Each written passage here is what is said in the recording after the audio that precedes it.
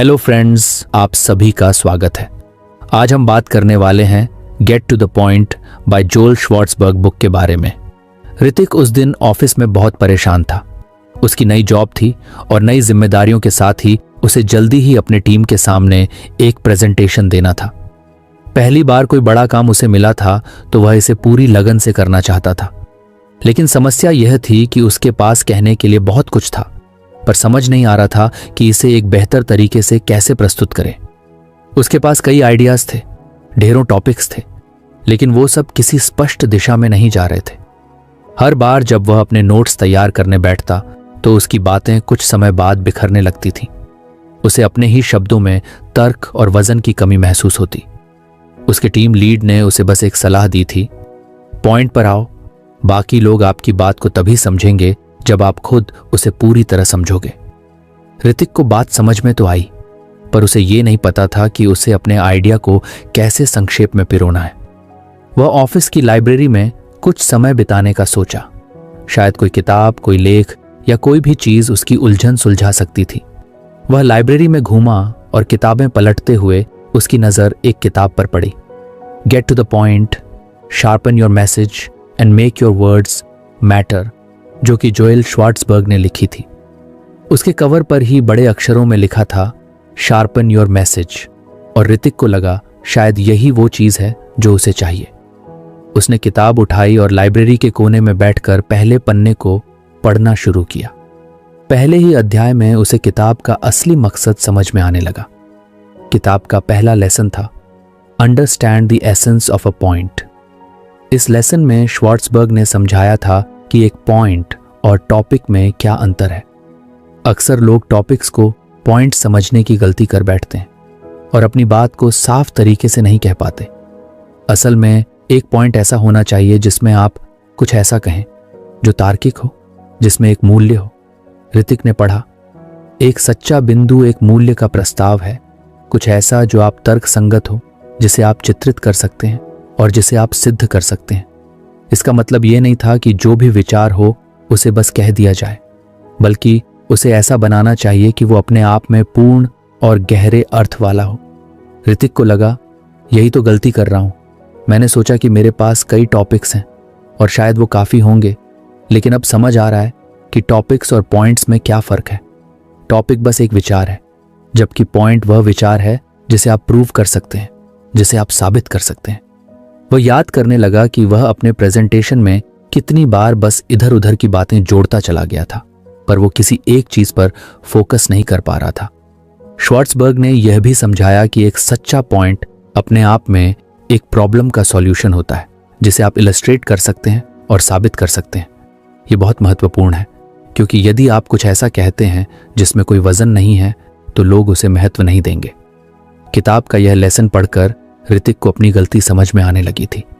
उसने महसूस किया कि उसकी बातें खाली शेल्स की तरह थीं, जिनमें कोई जान नहीं थी, कोई असली मैसेज नहीं था। उसका प्रेजेंटेशन भी बस कुछ रैंडम थॉट्स की तरह बनता जा रहा था, जिसमें कोहेरेंस की कमी थी। वह अब समझने लगा था कि उसे अपने प्रेजेंटेशन को एक क्लियर पॉइंट के इर्द गिर्द सेंटर्ड करना होगा, ताकि सुनने वाले लोग उसकी बात से जुड़ सकें। उसने मन में ठान लिया कि अब वह अपने प्रेजेंटेशन को एक पुख्ता पॉइंट पर केंद्रित करेगा, ताकि उसका मैसेज प्रभावशाली और स्पष्ट हो सके।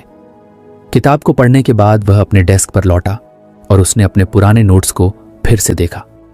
उसके पास ढेर सारी जानकारियां थीं, कई आर्ग्यूमेंट्स थे, लेकिन अब उसने अपने हर आर्ग्यूमेंट को एक क्लियर पॉइंट में बदलने की कोशिश की। उसने किताब से सीखे हुए इनसाइट्स का इस्तेमाल करके अपनी बात को कंसाइज और फोकस्ड बनाने की कोशिश की।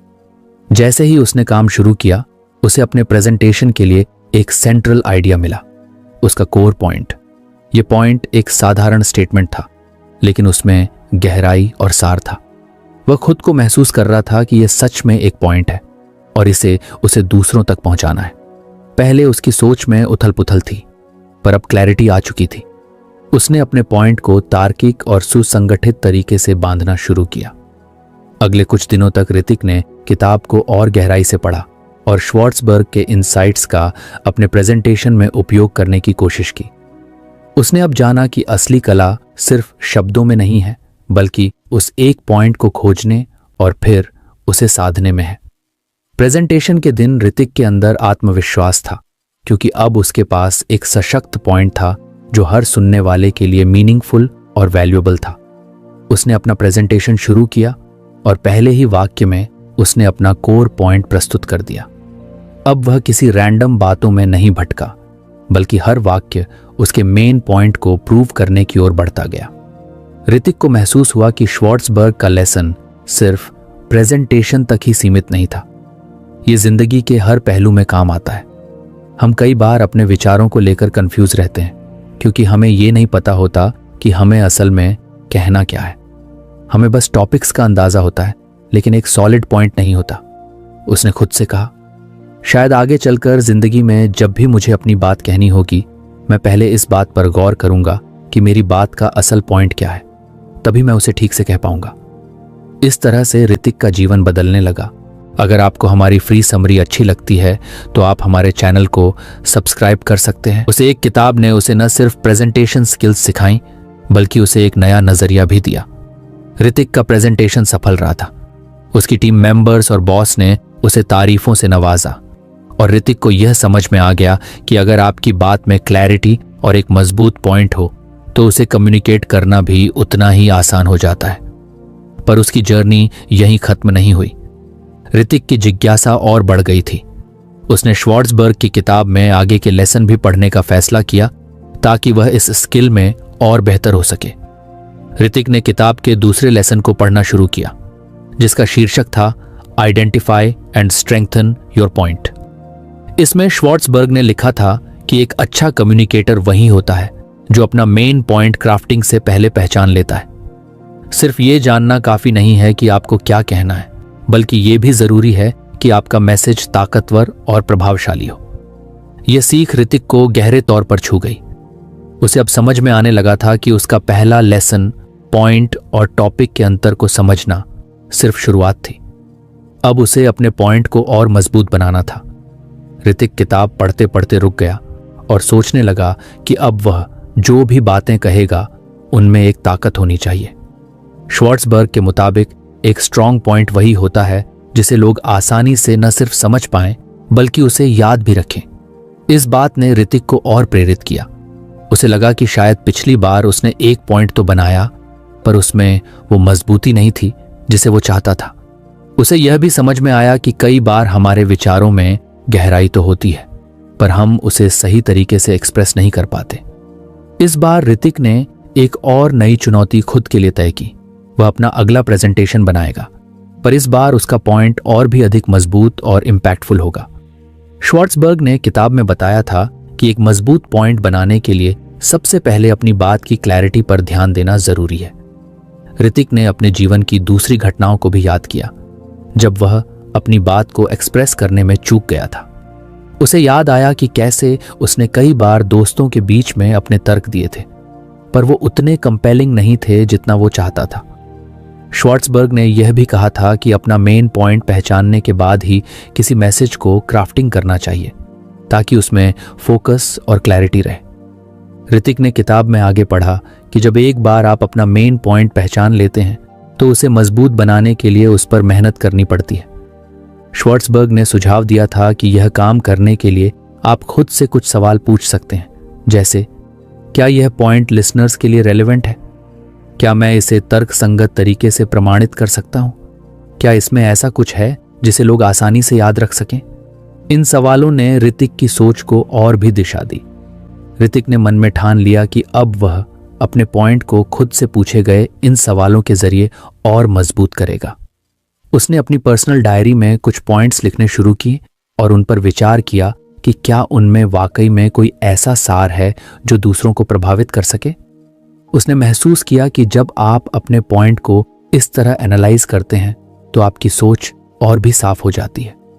अब वह किसी भी टॉपिक पर तुरंत बोलने से पहले अपने मेन पॉइंट को स्ट्रेंथन करने की कोशिश करता था। कुछ दिनों बाद ऋतिक को एक और अवसर मिला कि वह अपने बॉस के सामने कुछ महत्वपूर्ण बातें रख सके। उसे एक नई रणनीति पर अपने विचार देने थे और इसे लेकर वह उत्साहित था। इस बार उसने श्वार्ट्जबर्ग के लेसन को ध्यान में रखकर पहले अपने मेन पॉइंट को अच्छी तरह आइडेंटिफाई किया। उसने खुद से पूछा, क्या उसका पॉइंट कंपनी की ग्रोथ के लिए प्रासंगिक है? क्या वह अपनी बात को उदाहरणों के साथ समझा सकता है? क्या इसमें ऐसा कुछ है जो बॉस और टीम के लिए याद रखने लायक होगा? इन सवालों का जवाब सोचते ही उसे क्लैरिटी मिल गई और उसने तय किया कि इस बार उसका प्रेजेंटेशन सिर्फ एक प्रेजेंटेशन नहीं बल्कि एक मजबूत और इम्पैक्टफुल मैसेज होगा। जब प्रेजेंटेशन का दिन आया तो ऋतिक ने पहले ही अपनी बातें कंसाइज और क्लियर तरीके से तैयार कर ली थी। उसने पहले ही डिटरमिन कर लिया था कि उसका कोर मैसेज क्या होगा और उसे कैसे बेस्ट तरीके से पेश किया जाए। इस बार उसकी बातों में केवल जानकारी नहीं थी बल्कि एक सशक्त मैसेज था जो टीम के लिए रेलेवेंट और समझने में आसान था। जैसे ही वह अपनी बात खत्म कर रहा था, उसने टीम के कुछ लोगों के चेहरों पर संतोष देखा। हर कोई उसकी बात को समझ रहा था और उसे लेकर सहमति भी जता रहा था। ऐसा लग रहा था कि इस बार उसकी बातें सिर्फ सुनी नहीं जा रही थी बल्कि उन्हें समझा भी जा रहा था। ऋतिक ने महसूस किया कि अब वह सिर्फ बातें करने के लिए बातें नहीं कर रहा था बल्कि उसे समझ आ गया था कि अपनी बात को कैसे मीनिंगफुल और इम्पैक्टफुल बनाया जा सकता है। श्वार्ट्जबर्ग के दूसरे लेसन से उसे बहुत कुछ सीखने को मिला था। अब उसे यह एहसास हुआ कि किसी भी मैसेज को इम्पैक्टफुल बनाने के लिए उसे खुद ही अपनी बात को और बेहतर बनाना होगा। ऋतिक के जीवन में यह किताब अब सिर्फ एक साधारण किताब नहीं रही थी। अब वह हर एक बातचीत, हर एक प्रेजेंटेशन और यहां तक कि दोस्तों और परिवार के साथ अपनी पर्सनल बातचीत में भी इस कला को इस्तेमाल करने लगा था। उसे समझ में आ गया था कि श्वार्ट्जबर्ग की ये बातें सिर्फ प्रोफेशनल लाइफ में नहीं बल्कि पर्सनल लाइफ में भी काम आती हैं। ऋतिक श्वार्ट्जबर्ग की किताब के अगले लेसन पर पहुंच गया था। अब तक उसने सीखा था कि कैसे एक मजबूत पॉइंट को पहचानना और उसे प्रभावशाली बनाना होता है। लेकिन इस बार जो लेसन था वह कुछ और चैलेंजिंग था। लेसन का नाम था स्टिक टू योर पॉइंट और यह उसे याद दिला रहा था कि एक बार जब आप अपना मेन पॉइंट समझ लें तो जरूरी है कि आप उसी पर केंद्रित रहें। श्वार्ट्जबर्ग ने बताया था कि कई बार लोग अपनी बात कहने के दौरान अनजाने में ही ऐसे टॉपिक्स में भटक जाते हैं जिनका मुख्य पॉइंट से कोई संबंध नहीं होता। इससे न सिर्फ आपकी बात कमजोर हो जाती है बल्कि सुनने वाले भी असली बात से दूर हो जाते हैं। ऋतिक ने महसूस किया कि यह लेसन भी उसके लिए बेहद उपयोगी साबित हो सकता है। पिछली बार उसने अपने पॉइंट को आइडेंटिफाई और स्ट्रेंथन करने की कोशिश की थी, लेकिन अब तक वह यह नहीं समझ पाया था कि अपनी बात को कहने के दौरान उसे कैसे सेंटर्ड रखा जाए। उसे अक्सर ऐसा होता था कि वह बातचीत करते समय या प्रेजेंटेशन में अचानक किसी अन्य रिलेटेड टॉपिक पर बहक जाता था। इसके कारण उसके लिसनर का ध्यान भटक जाता और उसका मेन पॉइंट कमजोर पड़ जाता था। श्वार्ट्जबर्ग के इस लेसन में वह एक साफ सलाह दी गई थी कि अपना पॉइंट खोजने और मजबूत बनाने के बाद जरूरी है कि हम उससे जुड़े रहें। ऋतिक को यह सोचने में समय नहीं लगा कि यह उसके लिए कितना महत्वपूर्ण है। वह जानता था कि चाहे कितनी भी जानकारी हो, अगर वह भटकने लगेगा तो उसका असर कमजोर हो जाएगा। उसे एहसास हुआ कि अगर वह एक क्लियर और फोकस्ड मैसेज देगा तभी उसका पॉइंट ऑडियंस को पूरी तरह समझ आएगा और याद भी रहेगा। ऋतिक ने कुछ एग्जाम्पल्स को याद किया जब वह दोस्तों के साथ किसी विषय पर चर्चा कर रहा था और अचानक से किसी और बात पर जाने लगा था। ऐसे में उसके दोस्तों को उसके मेन पॉइंट समझने में दिक्कत होती थी। श्वार्ट्जबर्ग का यह लेसन उसे बता रहा था कि अपनी बातचीत को कंसाइज और फोकस्ड रखना कितना महत्वपूर्ण है। उसने मन ही मन यह तय किया कि अब जब भी वह कोई बात कहेगा तो सिर्फ उसी पॉइंट पर केंद्रित रहेगा जिसे वह कन्वे करना चाहता है। कुछ दिनों बाद ऋतिक के ऑफिस में एक इंपॉर्टेंट मीटिंग थी जहां उसे एक नई प्रोजेक्ट के बारे में अपने सुझाव रखने थे। यह उसके लिए एक और मौका था कि वह श्वार्ट्जबर्ग की सिखाई बातें लागू कर सके। उसने अपने प्रेजेंटेशन की तैयारी शुरू की और ध्यान दिया कि उसका मेन पॉइंट क्या है। वह जानता था कि उसे इस प्रोजेक्ट की फीजिबिलिटी पर चर्चा करनी है, लेकिन साथ ही कई अन्य सब टॉपिक्स भी उसके दिमाग में घूम रहे थे। पर इस बार उसने ठान लिया था कि वह उन सभी अतिरिक्त बातों में नहीं भटकेगा। प्रेजेंटेशन के दिन उसने एक गहरी सांस ली और सबके सामने खड़ा हुआ। उसने सबसे पहले अपना मेन पॉइंट स्पष्ट किया और धीरे धीरे उसे सबके सामने प्रेजेंट करने लगा। जब भी उसका मन किसी अन्य टॉपिक की ओर जाने लगता, वह खुद को याद दिलाता कि उसे अपने मेन पॉइंट पर रहना है। उसने सिर्फ वही बातें कहीं जो उसके मेन मैसेज को सपोर्ट कर रही थीं और बाकी इरेलेवेंट चीजों को अवॉइड किया। ऋतिक ने देखा कि इस बार उसका प्रेजेंटेशन पहले से भी ज्यादा इम्पैक्टफुल था। उसके बॉस और टीम ने उसे पूरा सुना और उसकी बात को समझा। किसी ने भी उससे अनरिलेटेड सवाल नहीं पूछे क्योंकि उसने अपनी बात को बहुत क्लैरिटी के साथ प्रस्तुत किया था। उसे महसूस हुआ कि स्टिक टू योर पॉइंट का ये लेसन सच में कितना काम का था। इस एक प्रिंसिपल ने उसकी कम्युनिकेशन स्किल्स को कई गुना बेहतर बना दिया था। मीटिंग के बाद ऋतिक का आत्मविश्वास और भी बढ़ गया। उसने खुद से वादा किया कि अब हर बातचीत में वह इस बात का ध्यान रखेगा कि वह अपने मेन पॉइंट पर सेंटर्ड रहे। अब वह श्वार्ट्जबर्ग की इस सीख को अपने जीवन के हर पहलू में लागू करने का प्रयास करने लगा। जब भी उसे अपने दोस्तों के साथ किसी गहरी बातचीत में उतरना होता, वह सबसे पहले अपने मन में यह तय कर लेता कि उसे कहना क्या है और बस उसी पर टिका रहता। ऋतिक की कम्युनिकेशन स्किल्स धीरे धीरे और भी बेहतर हो रही थी। अब लोग उसकी बातें न सिर्फ ध्यान से सुनते थे बल्कि उसकी बातों को अधिक गंभीरता से लेते थे। उसने पाया कि जब वह एक स्पष्ट और केंद्रित संदेश देता है तो लोग उसकी बातों से जुड़ जाते हैं और वह अपने विचारों को अच्छी तरह से कन्वे कर पाता है। श्वार्ट्जबर्ग का यह तीसरा लेसन भी ऋतिक के लिए एक गेम चेंजर साबित हुआ। उसने सीखा कि कम्युनिकेशन में क्लैरिटी और रेलेवेंस बनाए रखने के लिए जरूरी है कि हम अपने मेन पॉइंट को आइडेंटिफाई और स्ट्रेंथन करने के बाद उससे जुड़े रहें। ऋतिक अब श्वार्ट्जबर्ग की किताब के अगले लेसन तक पहुंच चुका था। उसने अब तक यह सीख लिया था कि एक सशक्त पॉइंट को कैसे आइडेंटिफाई करना है, उसे स्ट्रेंथन करना है और अपनी बात को कंसाइज और रेलेवेंट रखते हुए उसी पॉइंट पर स्टिक करना है। इन सब ने उसे एक अच्छे कम्युनिकेटर के रूप में ढालना शुरू कर दिया था। अब वह अपनी बात को कॉन्फिडेंट और फोकस्ड तरीके से कह पाता था। लेकिन किताब का अगला लेसन था सेल योर पॉइंट इफेक्टिवली, जो शायद उसकी सारी सीखों में से सबसे चैलेंजिंग था। श्वार्ट्जबर्ग का कहना था कि एक पॉइंट को केवल कह देना काफी नहीं होता, बल्कि उसे अपने ऑडियंस तक इस तरीके से पहुंचाना जरूरी होता है कि वे न केवल उसे समझें बल्कि उससे इमोशनली और इंटेलेक्चुअली जुड़ें भी। ऋतिक के लिए यह एक नई बात थी। वह अब तक यह समझ चुका था कि क्लैरिटी और फोकस होना जरूरी है, लेकिन एक इम्पैक्टफुल मैसेज देने के लिए जरूरी है कि आप अपनी बात को इस तरह से पेश करें कि सुनने वालों को लगे कि ये बात उनके लिए भी रेलेवेंट और मीनिंगफुल है। श्वार्ट्जबर्ग ने सुझाव दिया था कि अपने पॉइंट को सेल करने का मतलब है उसे एक ऐसे तरीके से पेश करना कि लोग उससे जुड़े महसूस करें।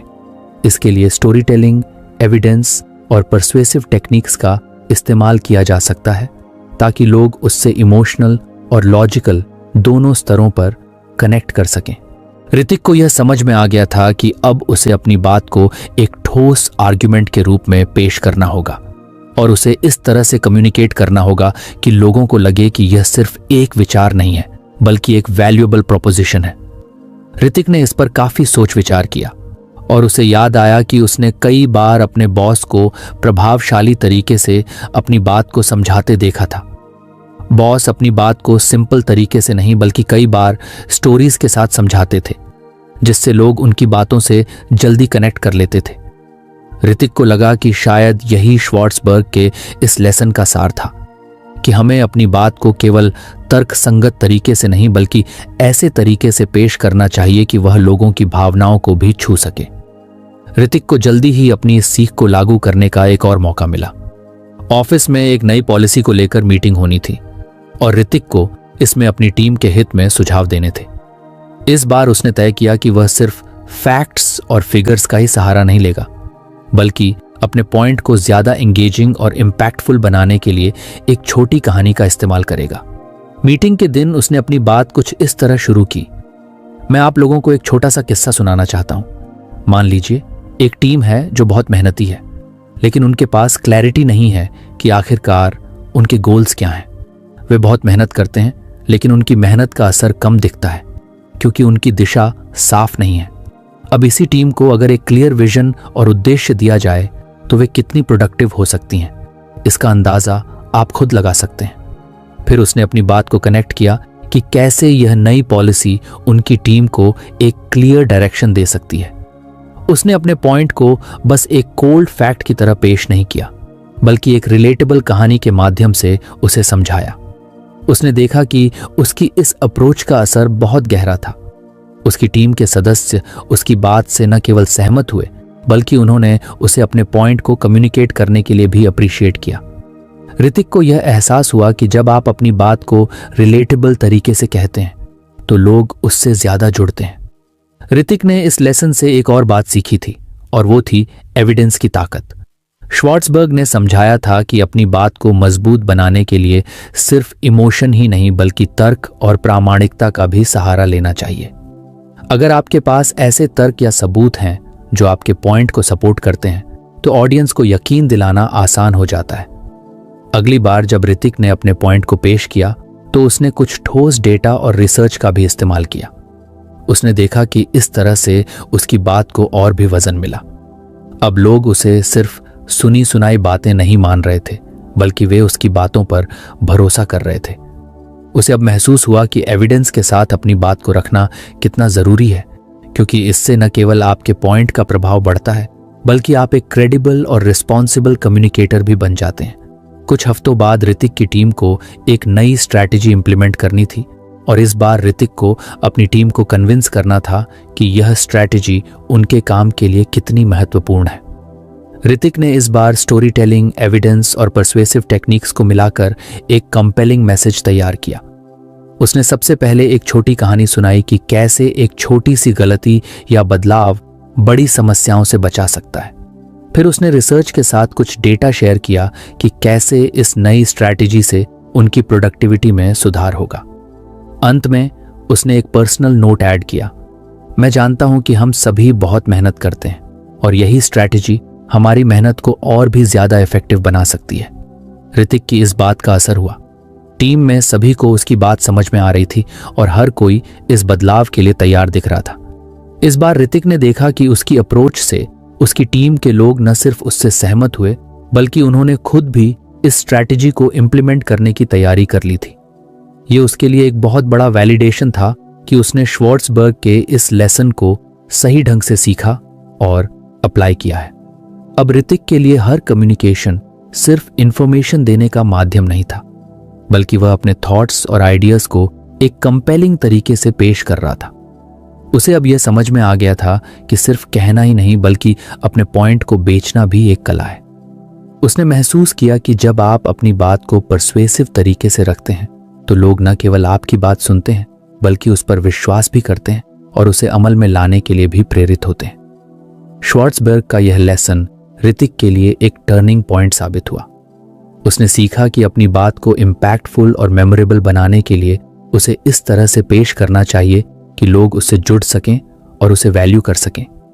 ऋतिक ने श्वार्ट्जबर्ग की किताब के अगले और अंतिम लेसन तक पहुंचते हुए देखा कि अब उसकी कम्युनिकेशन स्किल्स में एक अलग ही स्तर की परिपक्वता आ गई थी।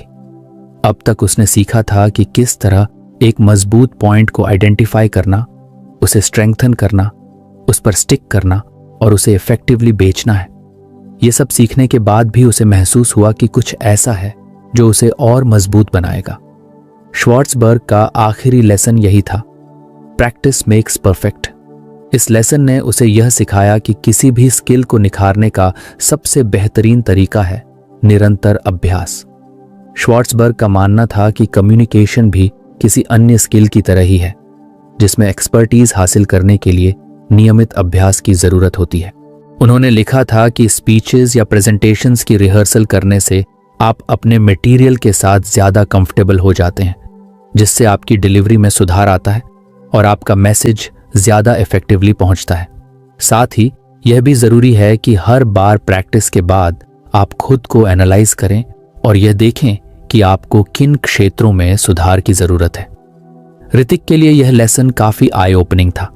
उसने सोचा कि कितनी बार उसने बिना प्रिपरेशन के प्रेजेंटेशंस दिए हैं और उसका असर वैसा नहीं पड़ा जैसा वह चाहता था।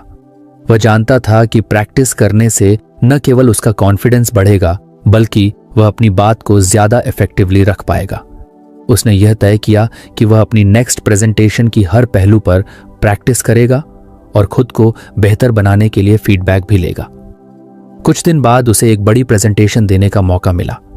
इस बार उसने अपनी पुरानी आदत को छोड़ते हुए अच्छे से तैयारी करने का फैसला किया।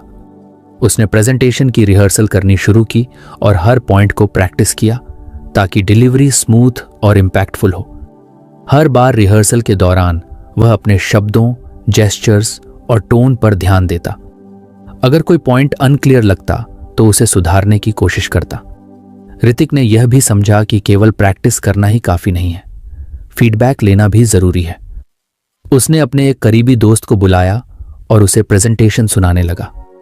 दोस्त ने कुछ कंस्ट्रक्टिव फीडबैक दिया और बताया कि कहां-कहां वह और सुधार कर सकता है। ऋतिक ने उन फीडबैक पॉइंट्स को इनकॉर्पोरेट किया और अपनी प्रेजेंटेशन को और पॉलिश्ड बनाया। इस बार रिहर्सल ने उसे यह कॉन्फिडेंस दिया कि वह अपने ऑडियंस के सामने कॉन्फिडेंटली खड़ा हो सकेगा।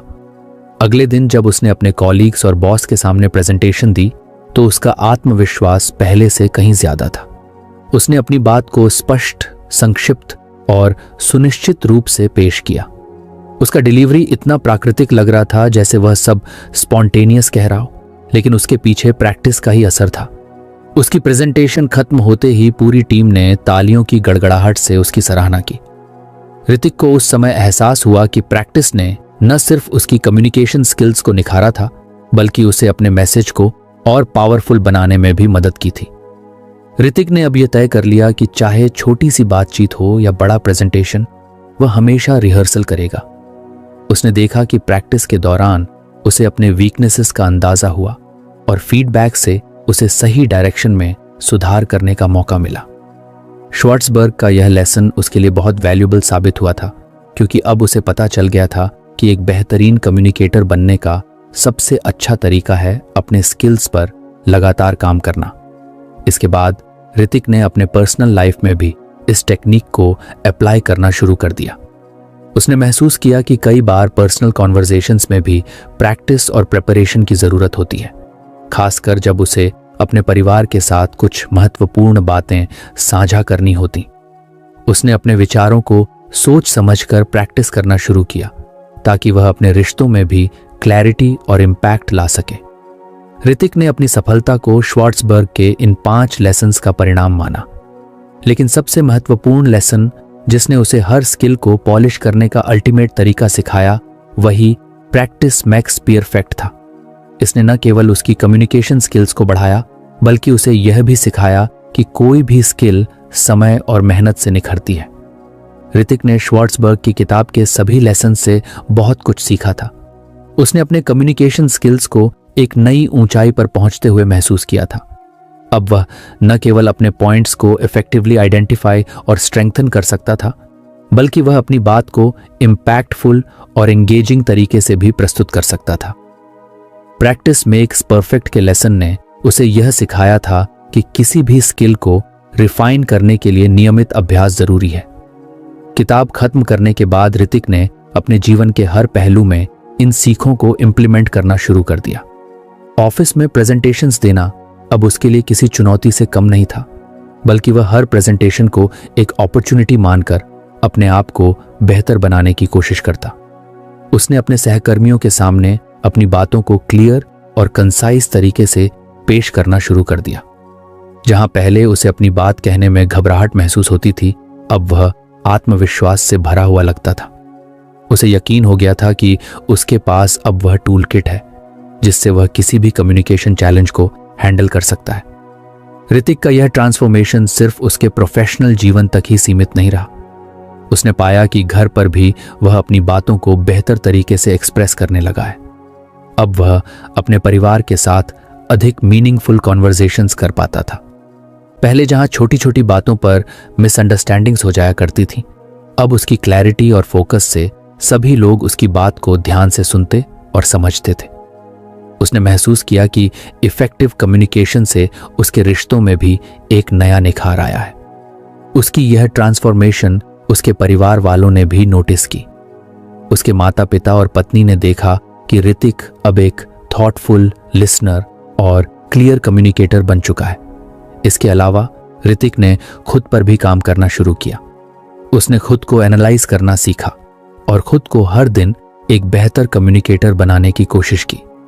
वह हर प्रेजेंटेशन और इंटरैक्शन के बाद खुद से यह पूछता कि उसने क्या अच्छा किया और कहाँ सुधार की गुंजाइश थी। इस अप्रोच ने उसे लगातार ग्रो करने में मदद की।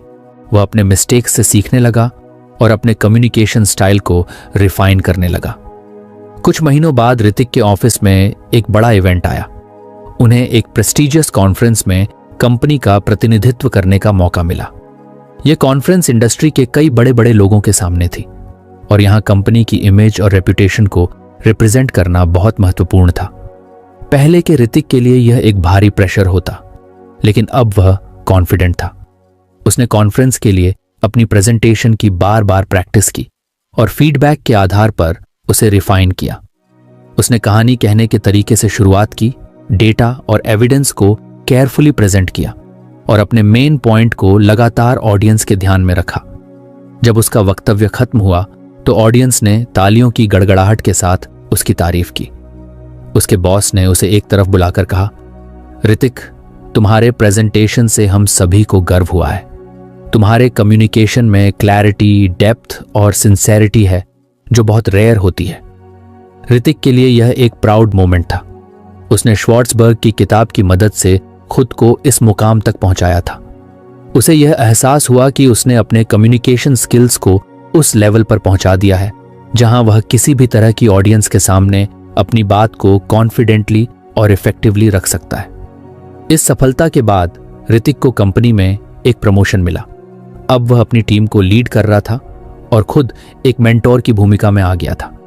उसने अपनी टीम को श्वार्ट्जबर्ग के लेसन्स के बारे में बताना शुरू किया ताकि वे भी इफेक्टिव कम्युनिकेशन के इस इंपॉर्टेंट स्किल को डेवलप कर सकें। धीरे धीरे वह अपनी टीम को भी वही चीजें सिखाने लगा जो उसने किताब से सीखी थी। पॉइंट को इफेक्टिवली आइडेंटिफाई करना, उसे स्ट्रेंथन करना, उससे जुड़े रहना और उसे इफेक्टिवली बेचना। ऋतिक की टीम ने भी उसके गाइडेंस में तेजी से प्रोग्रेस किया। अब उसकी टीम के सभी सदस्य अपनी बात को कॉन्फिडेंटली और इफेक्टिवली कम्युनिकेट कर सकते थे। वे अपनी बात कहने में हस्तक्षेप नहीं करते थे और अपनी बातों को प्रभावशाली तरीके से रखने में सक्षम हो गए थे। ऋतिक का यह सफर न केवल उसके लिए बल्कि उसकी टीम के लिए भी ट्रांसफॉर्मेटिव साबित हुआ। उन्होंने उसे अपना इंस्पिरेशन मानना शुरू कर दिया और उससे फीडबैक लेने लगे। अंततः ऋतिक को यह समझ में आ गया कि कम्युनिकेशन एक स्किल है जिसे लाइफ टाइम तक रिफाइन किया जा सकता है। उसने महसूस किया कि श्वार्ट्जबर्ग की किताब का हर लेसन उसके जीवन में अनमोल था। किताब खत्म हो चुकी थी, लेकिन ऋतिक का सफर अभी बाकी था। उसने तय किया कि वह हमेशा खुद को बेहतर कम्युनिकेटर बनाने की कोशिश करता रहेगा और इसी अप्रोच के साथ उसने अपने करियर में और आगे बढ़ने की ठानी। ऋतिक ने सीखा था कि कम्युनिकेशन कोई एक बार की स्किल नहीं है जिसे सीखकर छोड़ा जा सके। ये एक ऑनगोइंग जर्नी है। उसने महसूस किया कि कम्युनिकेशन को रिफाइन करने की कोई लिमिट नहीं होती और यही सोच उसे हर दिन एक बेहतर व्यक्ति और बेहतर कम्युनिकेटर बना रही थी। और इस तरह ऋतिक का श्वार्ट्जबर्ग की किताब के साथ यह सफर एक ब्यूटीफुल ट्रांसफॉर्मेशन की तरह था, जिसमें उसने अपने कम्युनिकेशन स्किल्स को लगातार इंप्रूव किया। इस यात्रा ने उसे सिखाया कि एक इफेक्टिव कम्युनिकेटर बनने के लिए क्लैरिटी, फोकस, इम्पैक्ट और प्रैक्टिस की जरूरत होती है और उसने यह सब अपने जीवन में अपनाया। किताब खत्म होने के बाद भी इन सीखों ने उसके जीवन को बदल दिया और उसे एक सफल प्रोफेशनल और संतुलित व्यक्ति बना दिया। तो फ्रेंड्स, ये थी हमारी आज की बुक समरी। आपको कैसी लगी कमेंट करके जरूर बताएं और धन्यवाद आपका समरी एंड तक सुनने के लिए।